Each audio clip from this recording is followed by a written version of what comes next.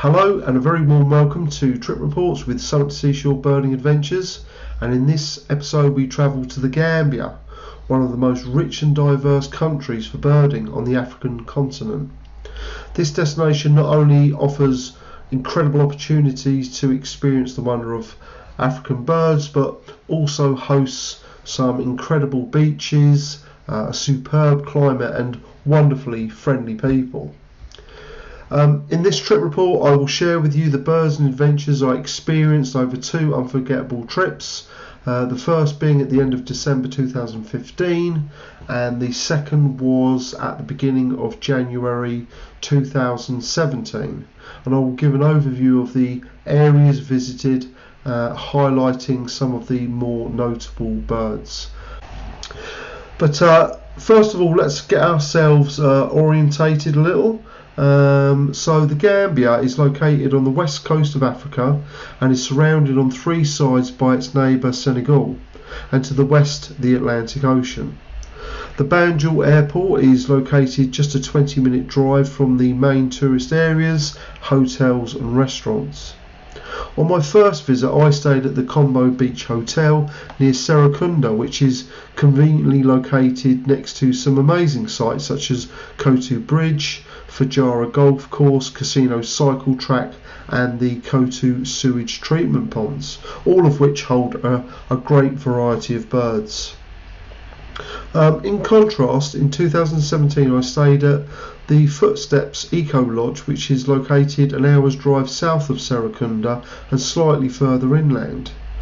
There were two main excursions upriver, one in 2015 as far as Tendaba, which is approximately 150 kilometres east from Serekunda, about a 3-hour drive, and the other in 2017 up to Jamboree, or sometimes referred to as Georgetown, which is 300 kilometres east of Serekunda, which is just over 5 hours drive.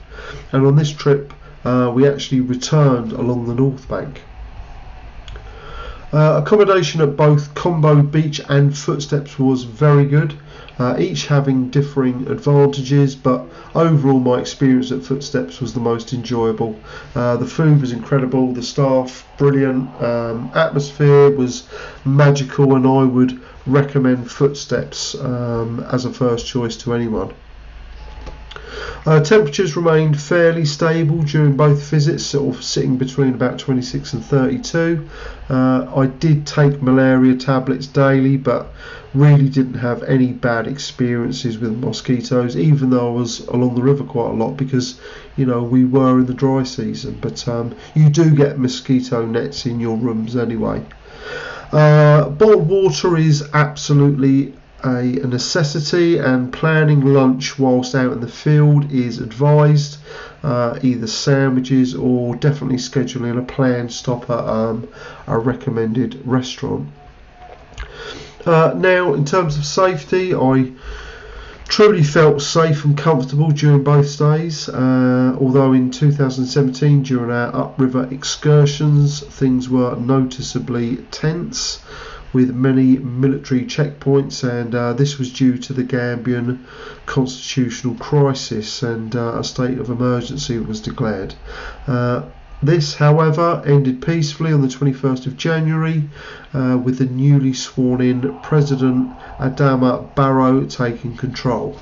Sorry about the background noise on this. I think there's some excited supporters across the road cheering for their team. In terms of resources, there are 3 books I'd recommend, both the Helm Field Guides for Senegal and Gambia, and also Birds in the Gambia by Dave Gosney.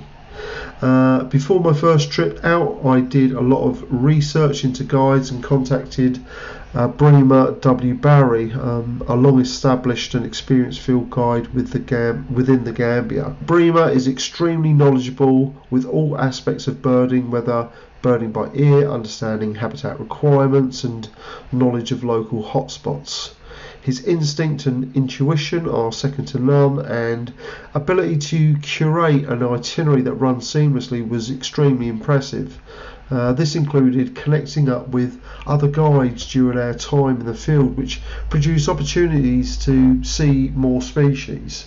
Ebrima is registered with the Gambian Bird Watching Association and a member of the West African Bird Study Association, and I would highly recommend Ebrima W. Barry without hesitation. If Ebrima is not available for your trip, I know that he would be able to recommend someone, and any recommendation coming from Ebrima would be someone that he would trust and would know that was knowledgeable, so you'd be in safe hands.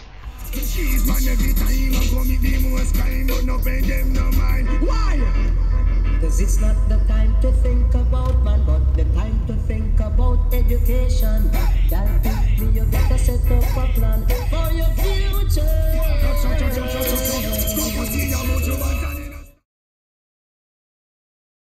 This is where I was staying at Kotu Beach, or the Combo Beach Hotel area during 2015.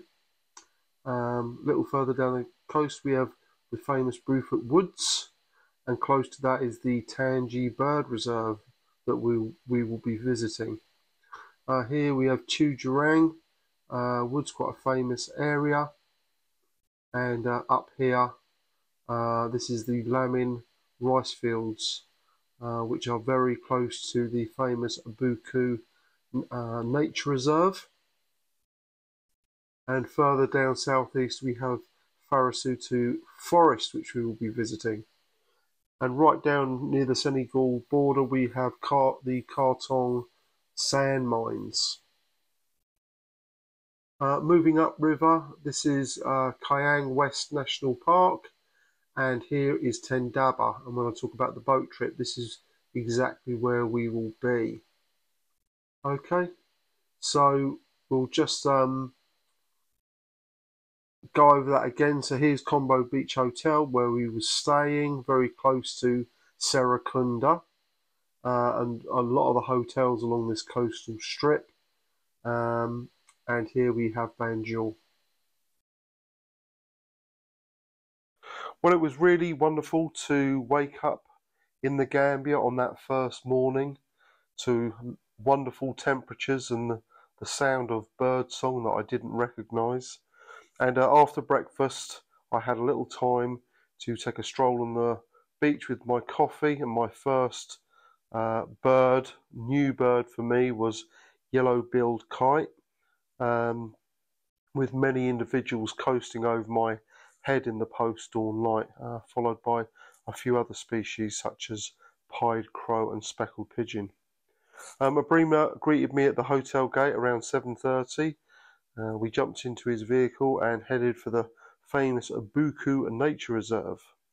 Abuko is Gambia's first nature reserve, receiving its official status in 1968. First, however, we made a stop at the Lamin rice fields from about 8 until just after 9, and within an hour we had tallied up a species list of over 45, and all but 2 being lifers for me. I mean, standout birds there were things like African harrier hawk and palm nut vulture. A short drive put us at Abuko around 9:20, where we spent the next few hours birding. The woodland here was, as expected, a little slower pace than what I'd just experienced at the rice fields, but held gems around every corner. We first stopped at the main freshwater pool near Darwin Field School, where we got things like giant kingfisher and African grey hornbill.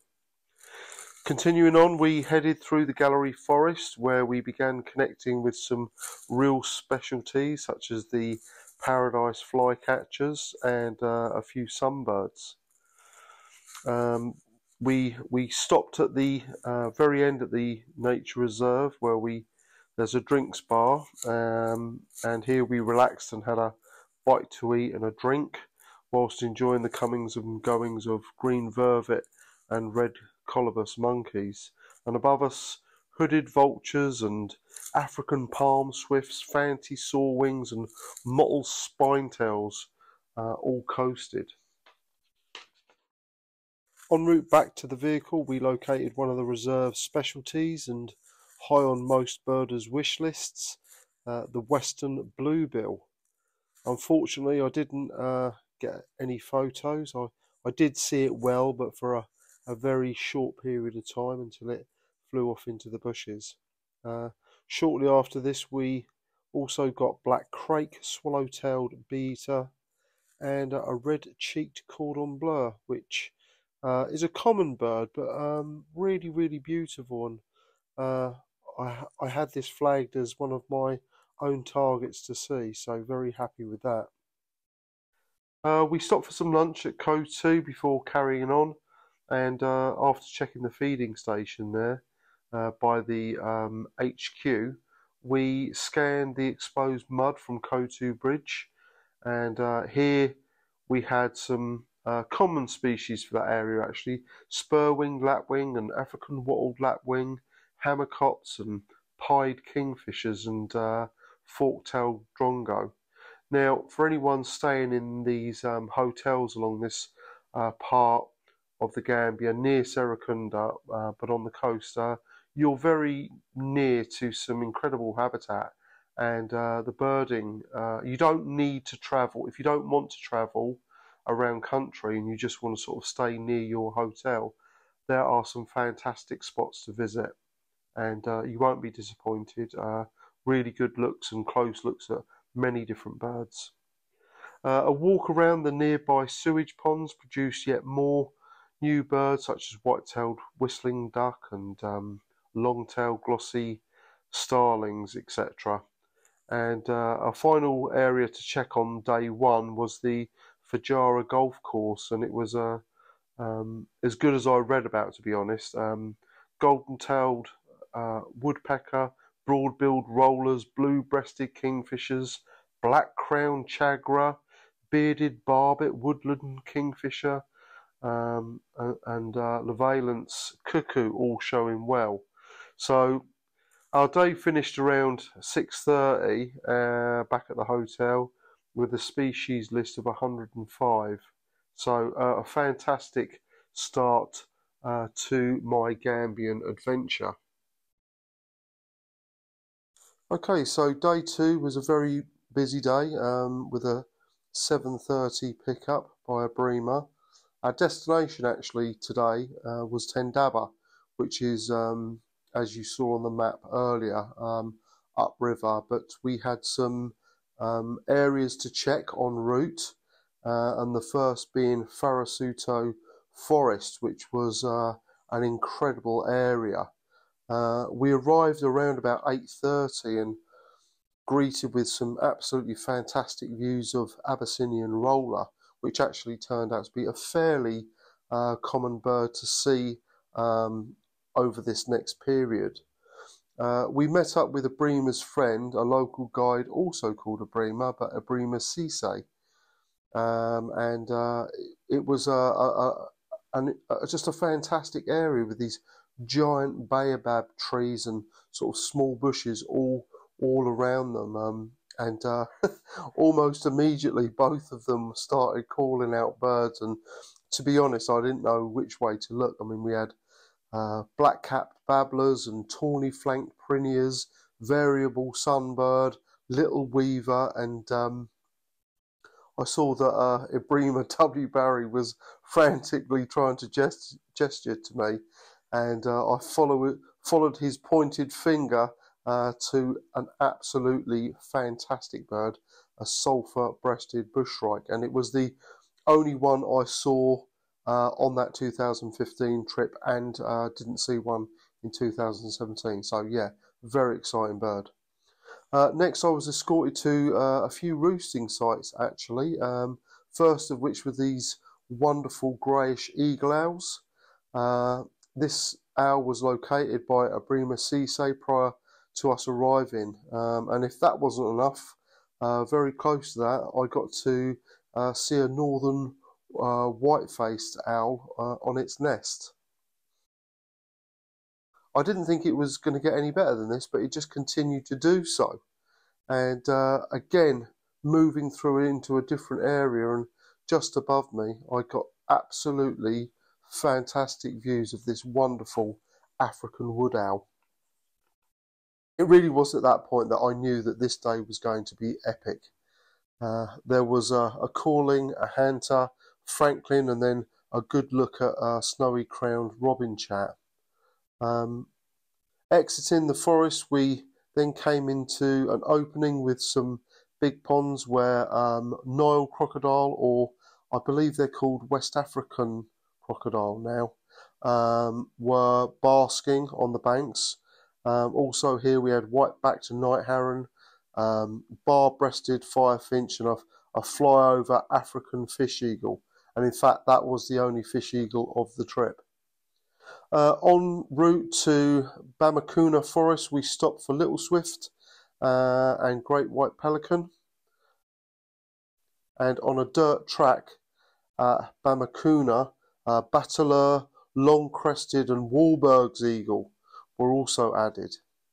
This great raptor list continued as we drove further east, adding Bodin's snake eagle, Eurasian griffon vulture, African harryhawk, and dark chanting goshawk. Yeah, so just through these few birds that I'm naming here, you can imagine how fantastic this day was turning out. Our next stop was at Kampansi rice fields, also known as the Raptor Bridge Viewpoint. Here we spent about an hour and a half watching and having a bit of a break and having a cold Fanta. We got our second views of some of the birds that we had already seen, which I was very happy about, but also added palm nut vulture, malachite kingfisher, 2 exclamatory paradise wider, shikra, grasshopper buzzard. I mean, as I'm saying these out, I can't stop laughing because it was just ridiculous. Rupel's griffon vulture, African whiteback vulture, brown snake eagle, and African hawk eagle. So yeah, just absolutely crazy. We arrived at Tendaba about 3:30 and settled into my room, got my gear sorted out, had a quick drink, and then we left for some more birding. First we stopped at the Tendaba airfield, where we got things like gold-billed tern and slender-billed gull, and then the next 2 hours we birded within the Kiang West National Park. I mean, we hit a hot spot. The birds were coming in thick and fast, and you know, at one point Ebrima literally grabbed me while I was looking at a striped kingfisher. At the same time, he had Senegal Battis and Brubru.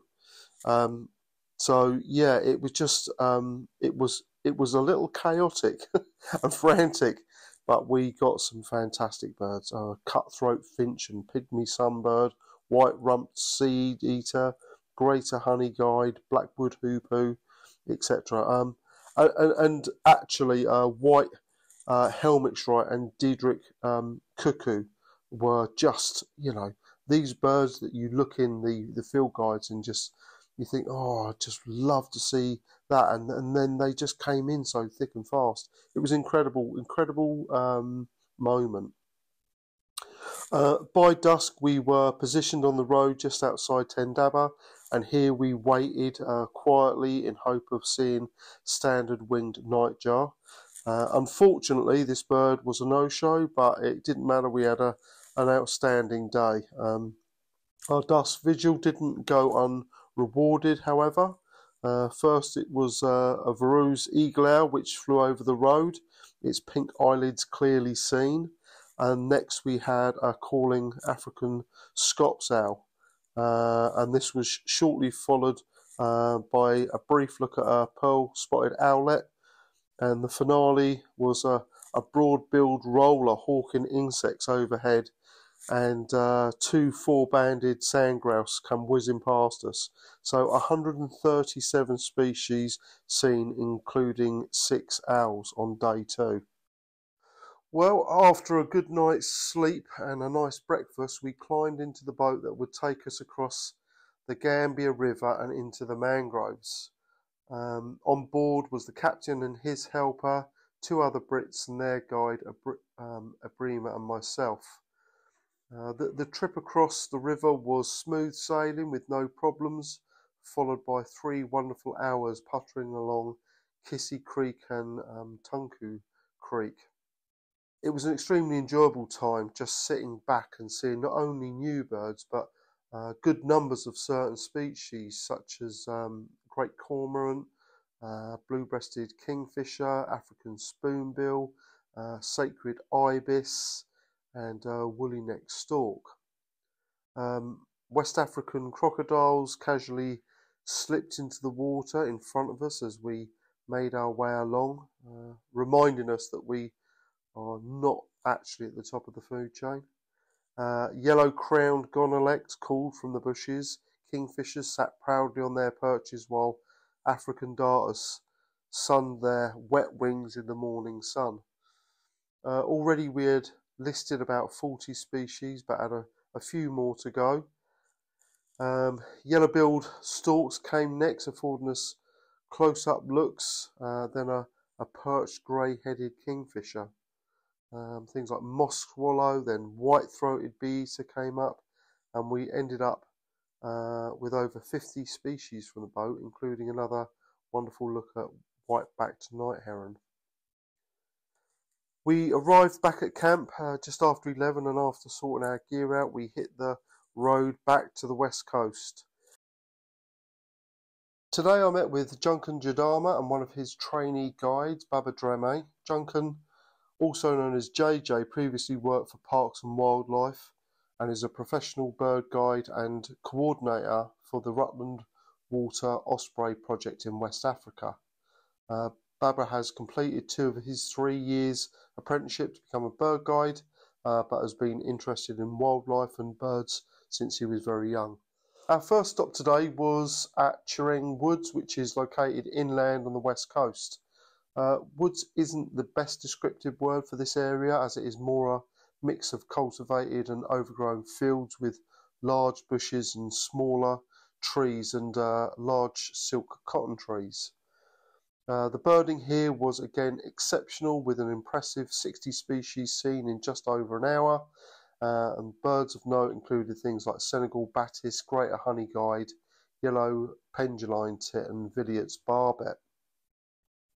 A short drive put us at the Tanji Bird Reserve about 1:30 and just in time for lunch. Drinking and bathing areas for birds have been positioned opposite the dining area, so even when you are eating you can do a little bird watching. Red-billed firefinch, lavender waxbill, brown menikin and black-necked weaver were just a few present here. About 3 o'clock we headed down to the beach close to the Tanji fishing village and walked the shoreline. Here there were a few ospreys to keep JJ busy checking for leg bands. The majority of the gulls were grey-headed, but also there was yellow-legged kelp and slenderbill gulls. There was a good selection of waders and terns to look through, but unfortunately no lesser crested tern. Our final stop for the day was at the famous Brufut Woods, and on arrival, before we even got a chance to get out of the car, we got 2 pin-tailed wider. This absolutely wonderful bird was not yet in breeding plumage, but still looked amazing to me. Abba, a very important man to know in Brufut Woods, joined us for our walk. Abba is a guide here, and not only is he skilled in recognising calls of particular birds, but also gifted at locating tough-to-see birds. He led us along a maze of narrow paths, finally stopping at a dead end, and here he knelt down and pointed under some bushes, and sitting about 4 feet from us was one of our main target birds, long-tailed nightjar. In fact, there were 2 long-tailed nightjar, male and female, but with light fading we continued on to another roosting site, this time for a much bigger bird, the Varro's eagle owl. Though I got this bird outside Tendaba on the second night, this time I really got to have a good look. Christmas Day and day 5, I was back in the company of Ebrima W. Barry, and our destination was Kartong Sandmines. Kartong sits at the southernmost point of Gambia, close to the Senegal border. Freshwater pools now fill these old mines, making it an exceptional wetland area with reed beds. Initially we stopped just outside of the town and scanned some trees, getting better looks at African green pigeon. We arrived about 8:30 and scanned a small pond, getting some lovely birds such as spurwing, lapwing, scrocco heron and malachite kingfisher. As we continued on, to my surprise, the reserve was much bigger than I expected, and it had good access all around it. So once we had scanned an area, we just simply moved on a little and started scanning again. New species here included purple swamp hen, greater painted snipe and plain back pipit. Our main targets were spur-winged goose and African pygmy goose, but Ebrima got a quick glimpse of a spur-wing, but they were gone before I actually got to see them. So we carried on, but finally got 2 juveniles mixed up with some white-faced whistling ducks. We added purple heron to our list here, and then started making our way down to the beach. We reached as far as we could go, seeing quite a few of the waders that were present there, but none of what we were actually looking for. But as the tide was cutting us off, we started to walk back, and that's when I heard Ebrima say, "There you are." 40 feet in front of us was a white-fronted plover. This cracking little peep took off at speed like a clockwork toy across the sand, but we doubled back on ourselves, which allowed us another good look, and to our amazement we actually found another 15. Our appetites were getting the better of us by now, and we pushed up north up to the Combo Coastal Road, turning west from the town of Sanyang until we hit the coast and Paradise Beach Bar. Not many birds here, but a cold drink and the best omelette and chips I've ever had. By about 16:20 we were back at Tujereng for a second viewing. Another good look at yellow penduline tit was followed by my first black-winged bishop. The cuckoo species that had slipped away previously put in a second appearance, this time giving us a better chance to scrutinise its features. A mostly yellow bill and darker grey wings, and back and nape confirmed. African cuckoo. And within minutes of this sighting, a second cuckoo appeared, this time a beautiful adult male classes cuckoo. Day 6, Boxing Day, actually went to the Fatala Game Reserve in Senegal, which I actually haven't included as a part of this trip report. But when I actually did return in the evening, I met up with Ebrima about 5:15 at Kotu Bridge. And here we took a walk along a path commonly known as the Casino Cycle Track. And it is here that I finally got excellent views of pearl-spotted owlet. I do have a sneaky suspicion that Ebrima had located this bird prior to me getting back, and as he knew I wanted it and to get a better look. Day 7 started with one more walk around the local area with Ebrima. We totaled 56 species on our walk, including 2 new trip birds, subalpine warbler and green sandpiper. After saying my farewells to Ebrima and some of the other guides, I made one more final excursion to the Kachikally crocodile pool. This sacred site is visited not only by tourists but by local people, as it is known for its healing powers and also a place of prayer and blessings. There are approximately 80 crocodiles here, and some close enough to touch. The Gambia was everything I'd hoped it would be and more. Having never been to Africa, it definitely was an eye-opener and very different than anything I've ever known. The comfort of the resorts and hustle and bustle of the high-pressure cells in the touristy areas seemed in complete contrast to the Gambia I experienced. In episode 2, I returned to the Gambia in January 2017. Some of the same areas I visited in this episode, I make my way up to Jamboree with Ebrima for an exceptional adventure, which takes us over the river and then back along the north bank with some absolutely incredible birds.